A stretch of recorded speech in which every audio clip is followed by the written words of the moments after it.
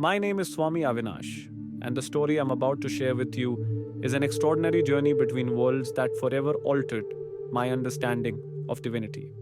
It crosses boundaries of faith, challenges our understanding of the afterlife, and reveals how my near death experience reshaped my entire spiritual identity.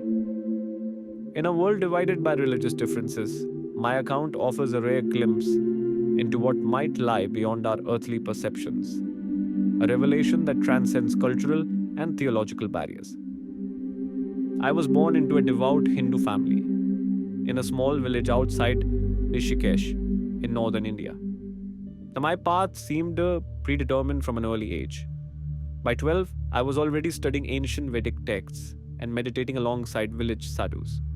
At 19, I took my formal vows and entered the ashram, embracing a life of simplicity, discipline, and spiritual devotion. My father, a wheat farmer who had briefly pursued spiritual disciplines in his youth, as is respected in Indian culture, beamed with pride when I chose to dedicate my entire life to the monastic path. My mother, though saddened to see her son leave home permanently, considered it the highest blessing to have raised a child who would pursue spiritual enlightenment. For 13 years, I dedicated myself completely to the monastic path.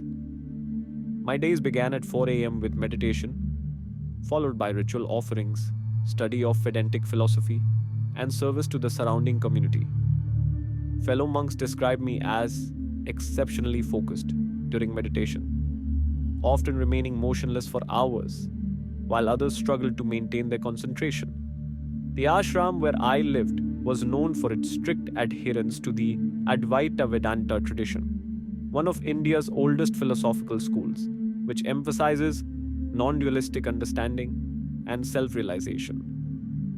Unlike some modern spiritual centers that had adapted to attract Western interest, my ashram maintained ancient practices largely unchanged for centuries. In my early years at the ashram, I struggled with the rigorous discipline I would later recall. Waking before dawn, eating simple vegetarian meals, spending hours in meditation. These practices tested my resolve, but gradually they became not just habits, but gateways to deeper awareness. I was particularly drawn to teachings on Maya, illusion, and the illusory nature of the self. I spent months in Himalayan retreats, sometimes living in caves with minimal provisions to deepen my practice. During one such retreat, I meditated for 10 days with minimal food and water, pushing my body to its limits in pursuit of spiritual insights. My entire existence was structured around detachment, I would later recall. I believed freedom from suffering came from recognizing the impermanence of all things and releasing all attachments. This was the truth I knew, the path I followed without question. The teachings of the Upanishads and the Bhagavad Gita were not just texts to me, they were the framework through which I understood all of existence. By my early 30s, I had been appointed as a meditation instructor for younger monks and was being groomed for a leadership position within the ashram. The guru, sensing my exceptional dedication, had begun entrusting me with increasingly important responsibilities, including representing the ashram at regional Hindu gatherings.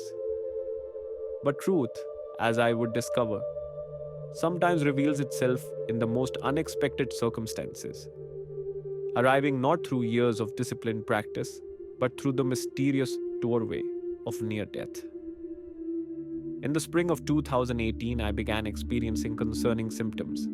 It started with unusual fatigue that I initially dismissed as the result of an intensive meditation retreat. I had always enjoyed robust health, rarely falling ill even when other monks succumbed to seasonal illnesses that spread through the close quarters of the ashram. But soon, piercing headaches left me unable to concentrate during meditation, a deeply troubling development for someone whose spiritual practice depended on mental clarity. My fellow monks noticed my deteriorating condition as I struggled to participate in daily rituals, sometimes needing to lean against walls for support during standing meditations. Within weeks, my condition rapidly worsened. My skin took on a yellowish tint, and I became increasingly disoriented, sometimes forgetting the words to mantras I had recited daily for years. Although I tried traditional Ayurvedic remedies recommended by ashram elders, my symptoms only intensified. The ashram's elder, concerned by my rapid decline, insisted I seek medical attention at the district hospital in Dehradun. Even this practical decision required a significant mental adjustment for me, who had grown accustomed to treating the body as a temporary vessel of limited importance compared to spiritual development. The journey to the hospital itself was an ordeal. Every bump in the road sent waves of pain through my body as a fellow monk drove me in the ashram's aging jeep. By the time we arrived at the emergency room, I was slipping in and out of consciousness, my breathing shallow and labored. Doctors diagnosed me with a severe case of viral hepatitis, a life threatening condition that had progressed to acute liver failure. My liver enzymes had risen dangerously high, causing internal complications that explain many of my symptoms. Despite aggressive treatment with intravenous fluids, medication, and close monitoring, my organs began failing one by one. I remember the doctors speaking in urgent tones, I recalled. I could hear fragments of their conversations about my liver function, dropping blood pressure, and the need for more aggressive interventions. I could feel my body shutting down, yet strangely, I felt no fear. I had spent my life preparing for the moment of transition, believing consciousness would continue its journey through rebirth according to Hindu teaching. On the third day of hospitalization, as medical staff were discussing the possibility of transferring me to a larger hospital with more specialized equipment, I experienced a sudden, catastrophic drop in blood pressure. Alarms blared as nurses rushed to my bedside, and a code blue was announced over the hospital intercom. As my condition deteriorated, I slipped into a coma. The attending physician later reported that for nearly 4 minutes, they detected no pulse or breathing. The emergency team performed chest compressions and administered epinephrine, working frantically to restart my heart. By all medical standards, I had died. But what happened during those minutes would challenge everything I believed about existence and set me on an entirely new spiritual journey. The first thing I remember is the sensation of floating, I described, my voice still filled with wonder years after the experience. It wasn't like floating in water, but more like becoming weightless, as if gravity simply ceased to exist. One moment I was aware of extreme pain and the frantic energy of the medical team around me, and the next, all physical sensations vanished completely. I found myself looking down at my body, surrounded by medical staff working frantically to revive me. I observed the scene with remarkable clarity, noticing details like the sweat beading on a doctor's forehead and the pattern on a nurse's sari that would have been impossible to see from my position on the bed. I felt oddly detached from the scene, neither frightened nor concerned about the fate of my physical form. I recognized it was my body, but it no longer felt like me. It was like looking at a worn-out garment I had finally discarded, I explained. What struck me most was the realization that I was still fully conscious, still myself, despite being separated from my physical form. This aligned with Vedantic teachings about consciousness, yet somehow felt different from what I had imagined. I watched as a doctor placed paddles on my chest, sending my physical body into a momentary arch before it fell back limply on the bed. I observed a nurse checking her watch, presumably tracking the time since resuscitation efforts had begun. Then came the tunnel, that phenomenon so commonly reported in near-death experiences across cultures. But for me, it wasn't so much a tunnel as a vortex of light that seemed to pull me gently away from the hospital room. The light didn't hurt my eyes, though it was brighter than anything I'd ever seen. It felt alive somehow, pulsating with consciousness and purpose. As I moved toward it, or perhaps as it drew me in, I experienced a profound sense of homecoming. It was as though I had been away on a long journey and was finally returning to my true dwelling place. As I surrendered to this movement, I experienced what I described as a life review, but not in the linear fashion often reported in Western near-death accounts. Instead, moments from my life appeared simultaneously, as if time itself had transformed into a dimension I could observe panoramically. I could see my childhood, my years in the ashram, my interactions with others, all existing simultaneously rather than sequentially. More striking was that I could experience these moments from multiple perspectives, including feeling the emotions of people I had interacted with. In an instant, I understood the impact of every unkind word I had spoken, every generous act I had performed, and every opportunity for compassion I had missed. The light enveloped me completely, and suddenly I found myself in what I could only describe as a realm of pure consciousness. Colors I had never seen before danced around me, colors that don't exist in our physical spectrum. Sounds that were also feelings resonated through me, creating a synesthetic experience beyond ordinary sensory perception. In Vedantic practice, we speak of the dissolution of the ego into pure consciousness, but this was different. Rather than dissolving into an impersonal Brahman, I felt more fully myself than ever before, yet simultaneously connected to everything. It was as if my consciousness had expanded infinitely while still retaining its unique center. I experienced both individuality and oneness simultaneously, which violated everything I understood about Advaita philosophy. As I adjusted to this new realm, I became aware of a presence approaching.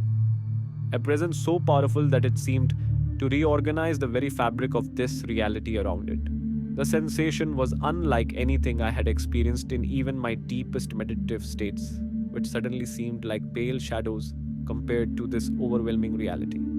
The presence grew closer, and I perceived it as a figure of light. Not light as we know it, but living light, conscious, intelligent, and radiating what I can only describe as perfect love. Though I had no eyes in the conventional sense, I found myself squinting as this being approached, not from discomfort, but from the sheer intensity of its presence. The figure took form before me, becoming recognizable and yet remaining beyond complete comprehension. I, who had spent years studying Hindu iconography and visualizing deities in meditation, was utterly unprepared for who stood before me. I knew immediately who it was, though I had never been a Christian and had only seen images of Jesus in books or Western movies. Yet there was no doubt in my mind. This was Jesus, but not as artists typically portray him. His appearance simultaneously embodied every human race and transcended them all. His eyes held a depth of understanding and compassion that penetrated to the core of my being. As a devout Hindu monk, I had respected Jesus as an enlightened soul, but had never considered him central to my own spiritual path. Now, face to face with this radiant being, all my theological frameworks seemed inadequate. When he smiled at me, I felt completely known. Every thought I'd ever had, every action, every intention, both noble and selfish. Nothing was hidden, and yet I felt no judgment, only perfect acceptance and love. It was overwhelming. In Vedantic meditation, we seek to observe our thoughts as separate from our true self. But here, my entire being was observed and embraced by something far greater than myself. Jesus spoke, not with audible words, but directly into my consciousness. The communication transcended language, yet was perfectly clear, bypassing all potential for misunderstanding. He said to me, "Avinash, you have sought truth faithfully. You have disciplined your mind and purified your intentions. Your dedication has not gone unnoticed." The recognition felt deeply personal, as though he had been watching my spiritual journey with interest and appreciation all along. I tried to perform a respectful pranam, the gesture ingrained from years of monastic training, but found myself unable to in this formless realm. Jesus laughed, not mockingly, but with such joy that it rippled through the entire space. "There is no need for formality here," he communicated. "We meet as we truly are." His laughter contained such freedom and delight that I felt centuries of accumulated seriousness begin to dissolve within me. What followed was what I described as a conversation beyond words, an exchange of pure understanding that covered vast spiritual territories in what seemed like both an instant and an eternity. He showed me that many paths contain elements of truth, including Hinduism. The practices of compassion, meditation, and recognition of Maya all reflected aspects of ultimate reality. But he revealed that detachment, which I had pursued so diligently, was only half of the spiritual equation. According to me, Jesus explained that Hindu insights about the impermanent nature of phenomena and the dangers of attachment to transient things were accurate. The suffering that comes from clinging to what inevitably changes is indeed a fundamental aspect of human experience. But Jesus showed me that the purpose of recognizing impermanence wasn't to withdraw from existence, but to participate in it more fully, to love without the distortion of trying to possess or control. He showed me that non attachment wasn't meant to be an end in itself, but a doorway to a deeper capacity for love. Jesus explained to me that the universe wasn't primarily about emptiness or the absence of attachment. Rather, at its foundation was divine love, a love so powerful it created and sustained all existence. He showed me that self realization wasn't just about seeing through illusion, but also about recognizing the fundamental reality of love that underlies everything. This love doesn't just accept, it actively delights in each unique expression of consciousness. In that moment, I understood that the deepest truth wasn't impersonal at all, but profoundly, even cosmically personal. The revelation challenged the understanding of moksha that I had been taught, not as a merging into an impersonal absolute, but as an awakening to the ultimate divine reality of love that had been present all along. Jesus didn't reject Hindu concepts of Maya and non duality but reframed them. He showed me that emptiness creates space for fullness, that impermanence allows for eternal renewal, that non attachment enables the purest form of love. Every spiritual truth I had learned was not so much wrong as incomplete, like describing different parts of an infinite reality. Then came the most profound moment of my experience, one that would completely reshape my understanding of myself and reality. Jesus invited me to experience reality from his perspective, and suddenly I could see the entire cosmos as a vast tapestry of interconnected consciousness. Every living being glowed with intrinsic worth, but what stunned me was how he perceived each individual soul with specific, detailed love. From this expanded awareness, I watched as Jesus showed me moments from my own life, not just the disciplined years in the ashram, but childhood memories I had long forgotten. I saw myself as a 5-year-old, crying after falling from a tree, and felt how Jesus had been present even then, encompassing me with compassion though I hadn't perceived it. I witnessed my teenage years, when I had briefly rebelled against my family's religious traditions, experimenting with Western music and cricket matches, despite the community's preference for traditional activities. These memories I had later suppressed as incompatible with my monastic identity.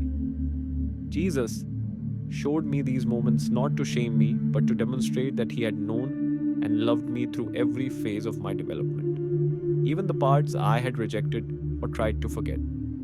He knew the full story of my life, not just the sanitized spiritual narrative I presented to others or even to myself. More surprising were glimpses of incidents I couldn't remember consciously, being held as an infant, learning to walk, even moments from what appeared to be previous lifetimes. Throughout all these scenes, Jesus' loving presence remained constant. "I have always known you, Avinash," he told me.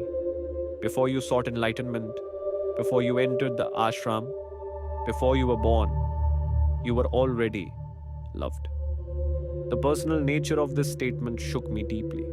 This revelation shook me to my core. My Hindu training had taught me that the individual self was ultimately an illusion, a temporary aggregation that would eventually merge back into the universal consciousness. But here was Jesus suggesting something radically different, that each soul had eternal significance and was perpetually held in divine love. I had spent years meditating on emptiness and non-duality, but now I was encountering fullness. Instead of nothing, I found everything. Instead of the dissolution of consciousness into an impersonal absolute, I discovered consciousness was eternal. because it was eternally loved. This conception of personal identity challenged my understanding of Advaita, the Hindu concept of non duality, yet it also resonated with aspects of the Bhakti tradition within Hinduism, the path of devotion and divine love. Jesus showed me that the dissolution of ego that Hinduism correctly identifies as necessary for spiritual awakening doesn't end in the annihilation of consciousness, but in its expansion and fulfillment in divine love. The small self dies so the true self can be reborn. Jesus then showed me panoramic visions of human history, civilizations rising and falling, the development of different religious traditions, and how divine love had been working through it all, even when misunderstood or misrepresented. He showed me how religions often begin with genuine spiritual revelation but gradually accumulate human interpretations, cultural biases, and power structures that obscure their original truth. He showed me this happening not just in Christianity, but in Hinduism, Buddhism, Islam, all traditions. These visions continued, showing me how various religious founders had encountered aspects of the same divine reality, but interpreted them through their cultural and historical contexts.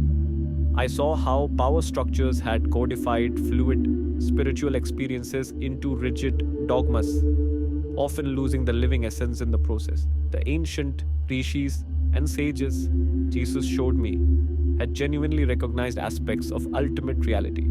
Jesus honored their insights and wisdom.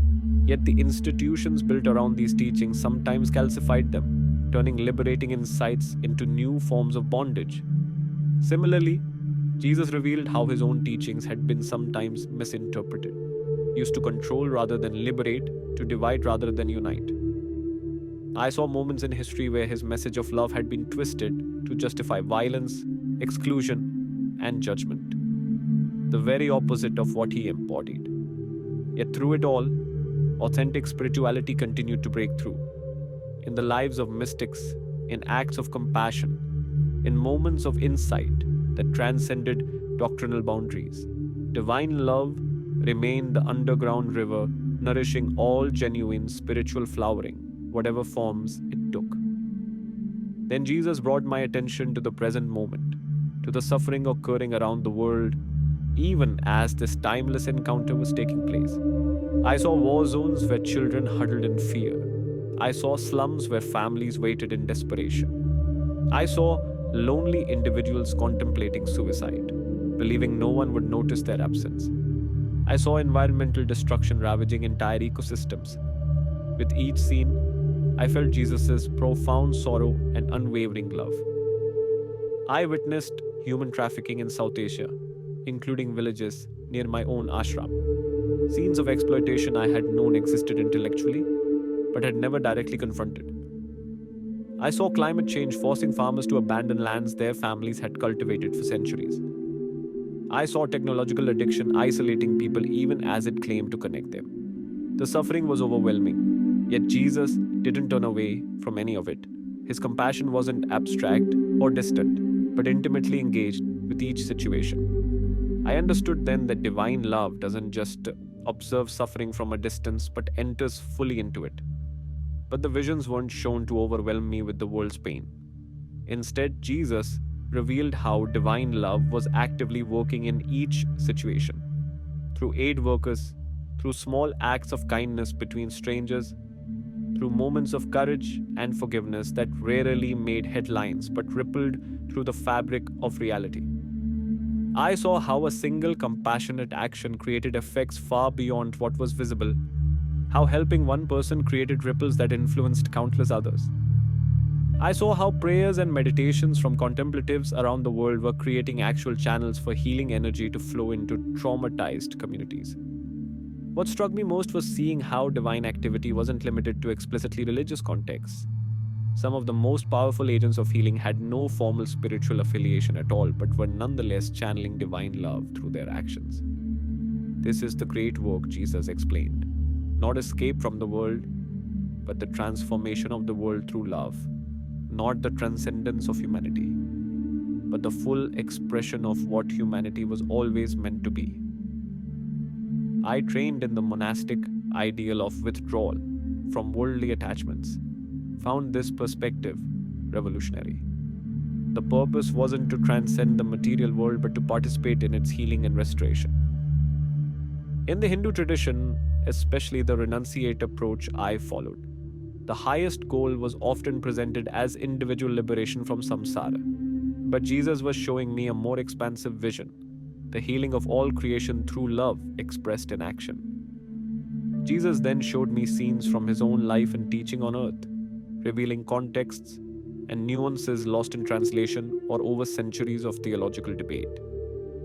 I understood then that Jesus hadn't come to establish a religion, but to demonstrate the nature of divine love in human form, to show what becomes possible when a human life fully surrenders to and embodies that love.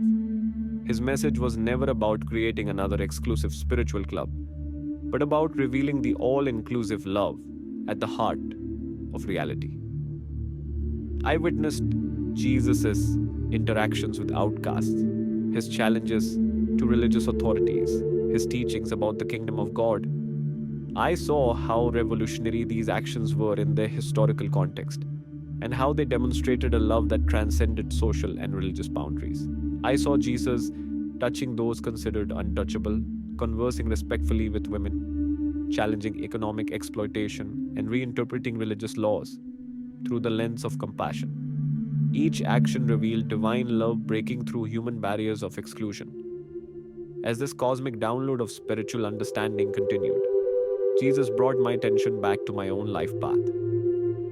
He showed me my future if I continued on my current monastic path, the people I would influence, the peace I would find. It was a beautiful life of discipline and gradual awakening. Then he showed me an alternative path, one where I integrated this new understanding of divine love with my Hindu training. This second path was more challenging, filled with misunderstanding from both Hindu and Christian communities, with periods of loneliness and doubt. Yet it also showed opportunities to build bridges between traditions and help people discover the deeper truths that transcend religious boundaries. In the ashram, I would continue to deepen my own practice and guide others on the same path. This was good and worthy work. But on this alternative path, I might help heal the divisions between spiritual traditions, not by diluting them into vague generalities, but by pointing to the common source from which they all emerge. Jesus showed me conversations with skeptical Christian missionaries who dismissed Hinduism entirely, and with Hindu teachers who rejected Christian insights without understanding them.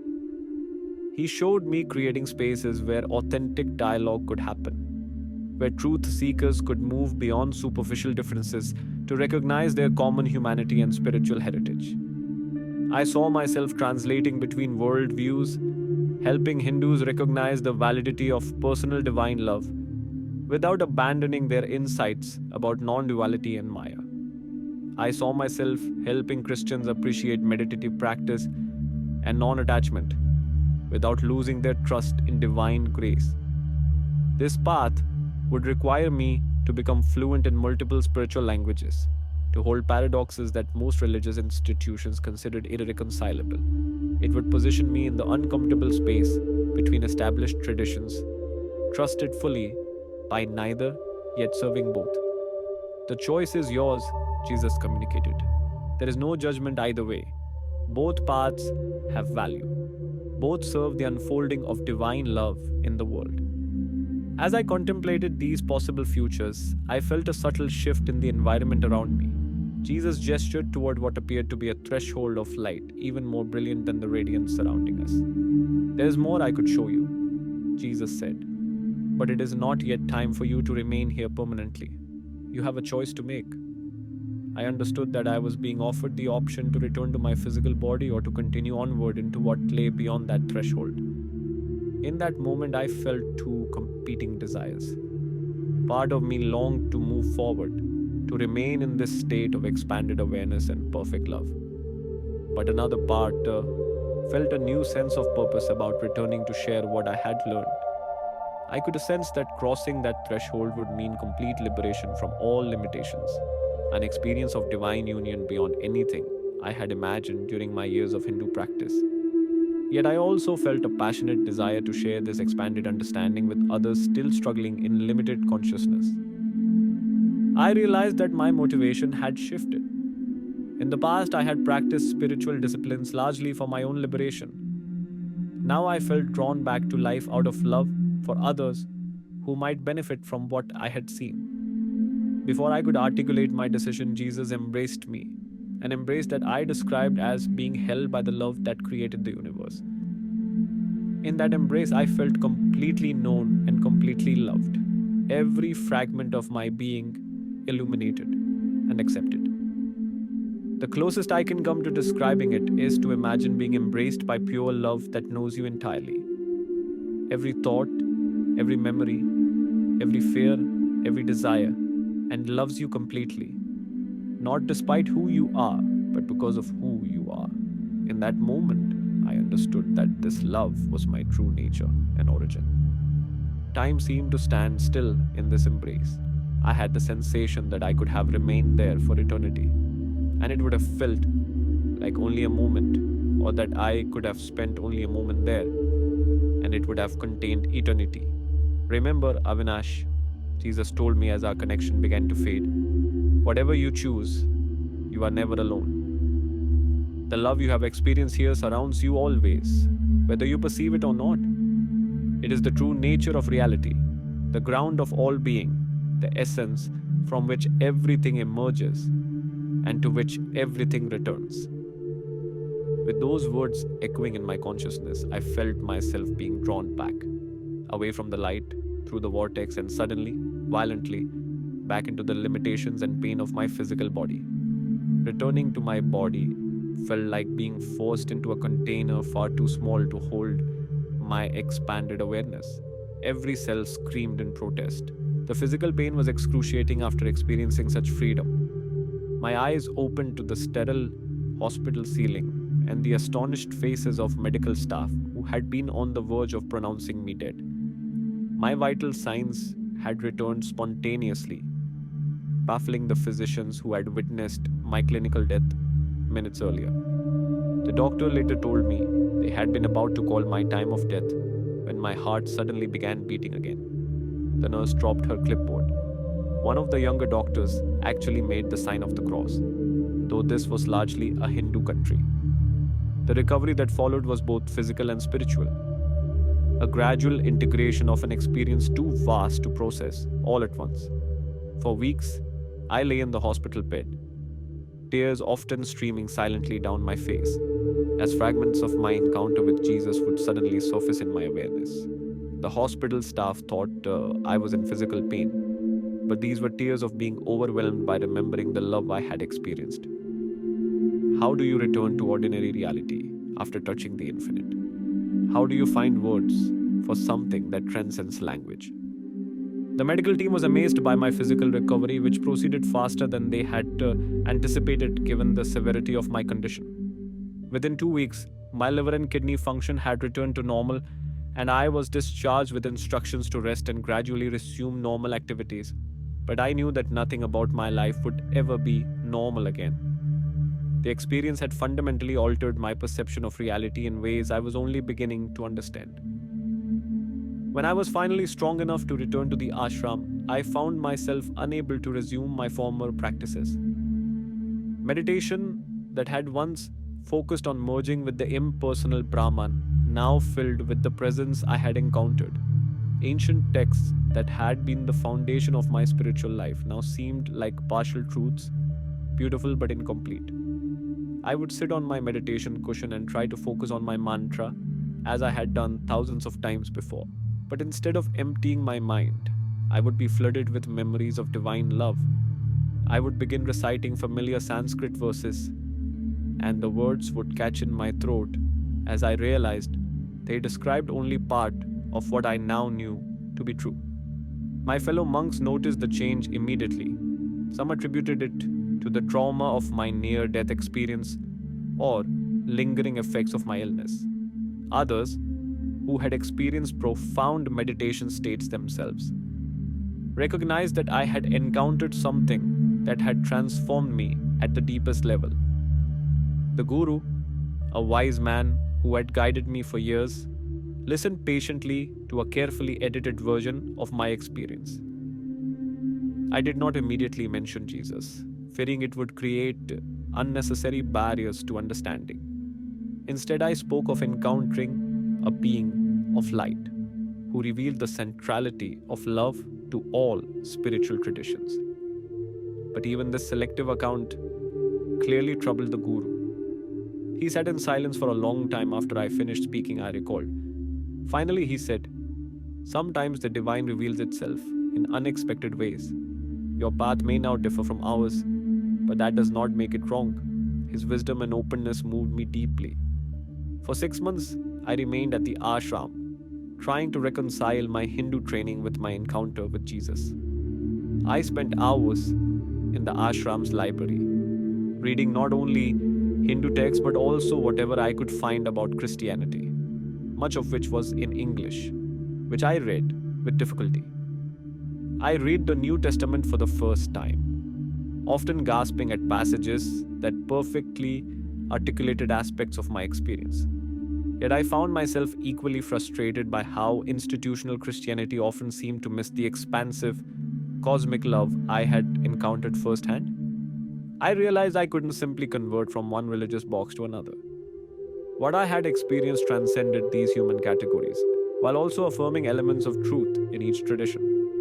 I felt caught between worlds, no longer fitting neatly into the Hindu framework that had structured my entire adult life, yet not finding an exact match in conventional Christianity either. During this period of intense searching, I experienced what I described as aftershocks of my near death experience, spontaneous moments when the veil between ordinary and divine reality would temporarily lift, allowing me to perceive the underlying love permeating all existence. I would be walking through the ashram garden and suddenly see every plant, insect, and stone suffused with divine presence. Or I would be listening to a fellow monk recite a familiar teaching and suddenly hear the words from this expanded perspective, recognizing profound truth where I had previously heard only familiar doctrine. These experiences confirmed that my near death encounter wasn't an isolated incident, but a glimpse of a reality that was continuously present, though usually filtered out by ordinary consciousness. Eventually, I made the difficult decision to leave the ashram.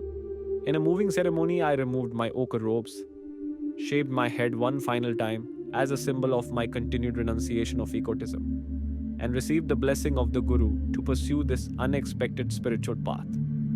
Leaving was one of the hardest things I've ever done. The ashram had been my home, my community, my entire world for 13 years. I was leaving not just a place, but an identity and a clearly defined role in society. Returning to lay life after 13 years as a monk brought immense practical challenges. I had no money, no possessions, and few skills relevant to conventional employment. My family, while loving, struggled to understand my transformation. For several months, I lived with my sister's family in Delhi, helping with her children and doing odd jobs. At night, I wrote compulsively, trying to capture my near-death experience before the details faded. I felt caught between worlds, no longer fully Hindu, yet not aligned with conventional Christianity either. This liminal period was marked by emotional and spiritual turbulence. Some days I felt overwhelming certainty about my new path. Other days, I questioned everything, wondering if my experience had been some form of hallucination induced by my illness, as some of my more skeptical relatives suggested. What kept me grounded was returning to the absolute certainty I had felt in Jesus' presence. That was more real than anything I had experienced before or since. When doubts arose, I reminded myself, if I can't trust the most profound experience of my life, what can I trust? My breakthrough came when I connected with an interfaith meditation center in New Delhi. The director, impressed by my unusual combination of deep Hindu training and mystical Christian experience, invited me to lead discussions on contemplative spirituality. For the first time, I found people willing to explore spirituality beyond religious boundaries. I could speak openly about experiencing Jesus' love without being pressured to adopt any particular theological framework. I could honor my Hindu training while also embracing the new dimensions of understanding that had opened for me. Word of my teaching spread, particularly among spiritual seekers, disillusioned with rigid religious institutions.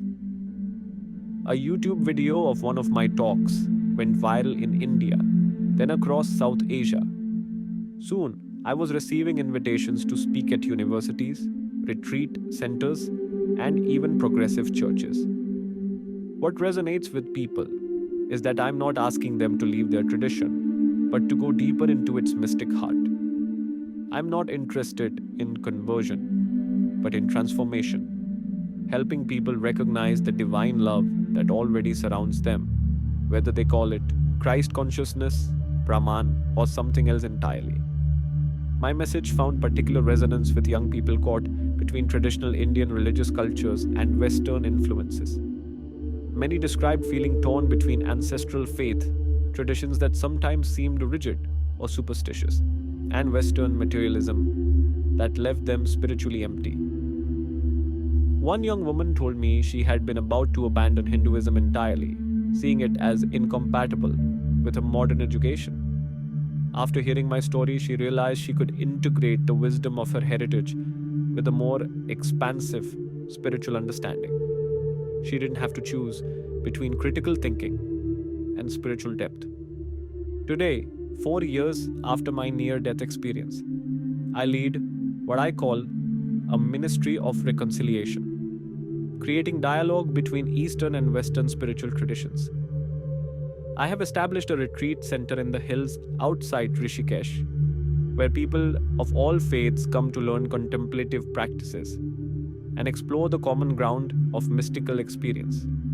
The center itself reflects my integrated approach.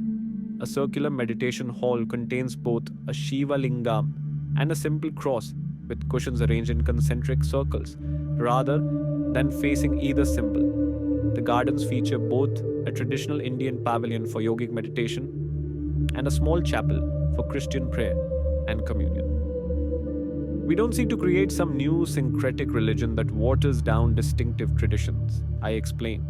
Instead, we help people go deeper into their own tradition while developing respect and understanding for others. We're not looking for the lowest common denominator, but for the highest common source.